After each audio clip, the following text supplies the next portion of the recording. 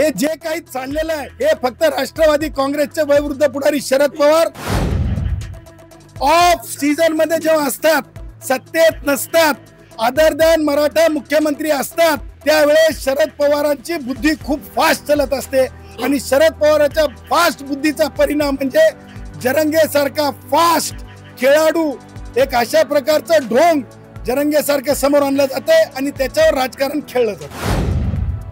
सूचना केलेली आहे जेव्हा घोषित केलेले मराठ्यांना आरक्षण, त्यानंतर आता तेलंगणा, कर्नाटक ह्या राज्यामध्ये सुद्धा मराठा समाजाचा हैदराबाद गॅझेट लागू करायला मागणी करायला सुरुवात झाली. हे पहा, सगळ्यात अगोदर तर माझे मराठा भाऊ आहेत ना, आमचा श्वास आहेत. माझ्या मराठा भाऊ जे किमान मराठवाड्यातले आहेत त्यांच्या बाबतीत मला सांगायचं आहे की माझ्या मराठा भाऊ कुणबी याच्यासाठी होऊ शकत नाहीत, कारण कुणबी म्हणून आरक्षणाची तरतूद ॲज सच होऊ शकत नाही.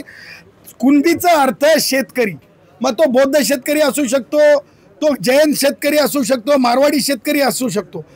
कोणता कुणबी आपला आमचा जो मागास ठरतो आरक्षणाला, तो आहे तिरळे कुणबी, तो आहे खेडुले कुणबी, तो आहे बावणे कुणबी. त्याच्यामध्ये माझे मराठवाड्यातले मराठा भाऊ येत नाहीत.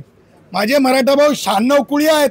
त्याच्यामुळे माझे मराठा भाऊ मागासवर्गीय किंवा सोशल हँडिकॅप ज्याला म्हणतो त्या हँडिकॅपमध्ये माझे मराठा भाऊ येत नाहीत. त्यामुळे माझ्या मराठा भावांना डंके की चोट पे तशा प्रकारचं खोटं आरक्षण कधीच मागणार नाहीत.